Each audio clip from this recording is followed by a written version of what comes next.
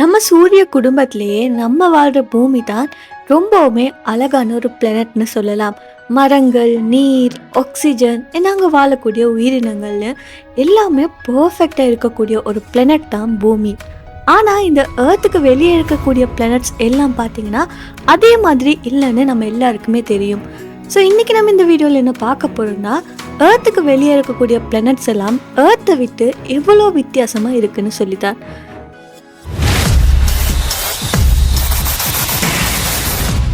முதலாவது நம்ம பூமியை பற்றி பார்க்கலாம். ஏன் இந்த பூமி ரொம்பவுமே ஸ்பெஷலாக இருக்குதுன்னு சொல்லி, சரியான அளவான டெம்பரேச்சர் இருக்குது, ஆக்சிஜன் இருக்குது, வாட்டர் லிக்விட் ஃபார்மில் இருக்குது, கிராவிட்டி பர்ஃபெக்டாக இருக்குது. ஸோ அதனாலே இங்கே லைஃபுக்கு சர்வை பண்ண முடியும். ஸோ இது தான் பூமியை மற்ற எல்லா பிளானட்ஸையுமே விட்டு ரொம்பவுமே ஸ்பெஷலாக காட்டுறதுக்கான முக்கியமான ரீசனாக இருக்குதுன்னு சொல்லலாம். இப்போது மற்ற பிளானட்ஸை பற்றி பார்க்கலாம். முதலாவது வீனஸை பற்றி பார்க்கலாம். இந்த பிளானட்டை பூமியோட இரட்டை பிறவின்னு சொல்கிறாங்க. ஏன்னா இந்த கிரகம் பார்த்தீங்கன்னா அளவில் பூமியை மாதிரியே தான் இருக்கும். ஆனால் உள்ளே போய் பார்த்தா பூமியை விட ரொம்பவுமே வித்தியாசமாக இருக்கும். இந்த கிரகத்தில் பார்த்தீங்கன்னா வெப்பம் ரொம்பவுமே அதிகமாக இருக்கும்.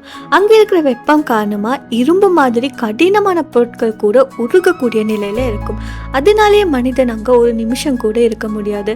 காற்று எப்படி இருக்குன்னா, பூமியில் நம்ம சுவாசிக்கிற காற்று நமக்கு உயிரை கொடுக்குது. ஆனால் இந்த கிரகத்தில் நாம் சுவாசிக்கிற காற்று நம்ம உயிருக்கு தேவையான காற்று கிடையாது. அங்கே இருக்கிற காற்று எல்லாம் மனிதனுக்கு விஷம் மாதிரி இருக்கும். அதனால இந்த காற்றை சுவாசிச்சா உயிர் போயிடும்.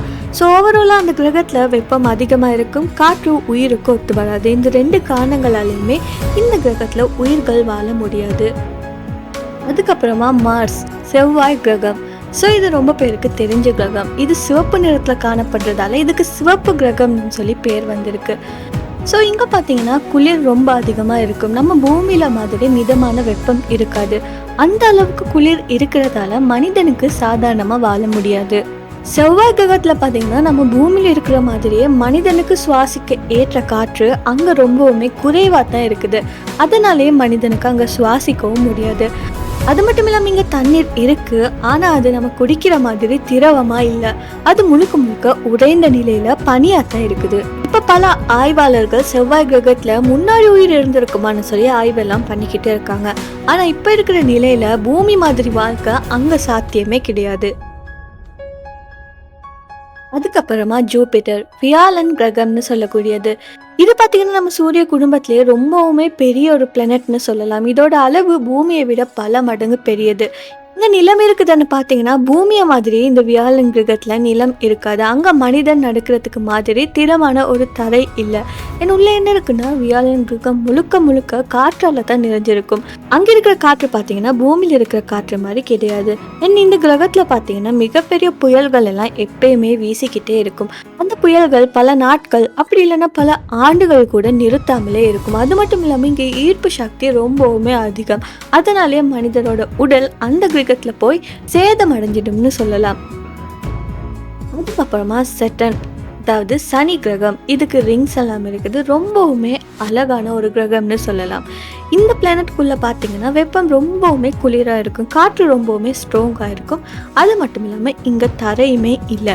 இதனாலே மனிதனுக்கு அங்கே காலடி கூட வைக்க முடியாது. பார்க்க அழகாக இருந்தாலுமே அங்கே மனிதனுக்கு வாழ முடியாது. ஏன்னா குளிர் அதிகம், புயல் அதிகம், நிலம் இல்லை. இதெல்லாம் சேர்த்து இந்த சனி கிரகத்தில் பார்த்தீங்கன்னா வாழ்க்கை சாத்தியமே இல்லை. லாஸ்ட்டாக யுரேனஸ் அண்ட் நெப்டியூன்னு சொல்லக்கூடிய இந்த ரெண்டு கிரகங்கள் பனி கிரகங்கள்னு சொல்லப்படுது. இதுவுமே ரொம்பவுமே குளிரான கிரகங்கள்.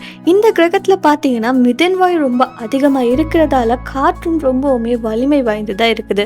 நெப்டியூனில் காற்றோட வேகம் ரொம்பவுமே அதிகம். முழு சூரிய குடும்பத்துலேயுமே ரொம்பவுமே வேகமாக இருக்கக்கூடிய காற்று பார்த்தீங்கன்னா நெப்டியூனில் தான் இருக்குது. ஸோ இந்த ரெண்டு பிளானட்ஸ்லையும் பார்த்தீங்கன்னா குளிர் ரொம்ப அதிகம், காற்று வலிமை, நிலம் இல்லை. அதனாலேயே மனிதர்கள் அங்கே போனால் சில நிமிஷத்துக்குள்ளேயே குளிரில் உறைஞ்சி போயிடுவாங்க. சுருக்கமாக சொன்னால் இங்கேயுமே மனிதர்கள் வாழ முடியாது. ஸோ இந்த பூமியை தவிர வேறு ஏதாவது கிரகங்களில் மனிதர்களுக்கு வாழ முடியுமான்னு கேட்டால் ஆனஸ்டான ஆன்சர் பார்த்தீங்கன்னா இப்போதைக்கு இல்லை. ஏர்த்தில் பார்த்தீங்கன்னா லைஃபுக்கு பர்ஃபெக்டான கண்டிஷன்ஸ் இருக்குது, நேச்சர் பேலன்ஸாக இருக்குது, ப்ரொடெக்ஷன் லேயர் இருக்குது. அதனாலே ஏர்த் ரொம்பவுமே ப்ரீஷியஸ் ஆனதுன்னு சொல்லலாம். ஸோ இப்போதைக்கு ஏர்த் மட்டும்தான் நம்ம ஹோம்னு சொல்லலாம். ஆனால் நம்ம சயின்ஸ் ரொம்பவுமே அட்வான்ஸ் ஆகிக்கிட்டு வருது. ஃப்யூச்சரில் மேபி வேறு வேறு பிளானட்ஸில் கூட நாம் வாழலாம். ஸோ அப்படி வாழ சான்ஸ் கிடைச்சிதுன்னா நீங்கள் இந்த பிளானட்ஸில் வாழ ஆசைப்படுவீங்கன்னு சொல்லி கமெண்ட்டில் சொல்லுங்கள். ஏன்னா இந்த வீடியோ பிடிச்சிருந்தா மறக்காம இந்த வீடியோவை லைக் பண்ணி ஷேர் பண்ணி மறக்காமல் நம்ம யூடியூப் சேனலை சப்ஸ்கிரைப் பண்ணிக்கோங்க.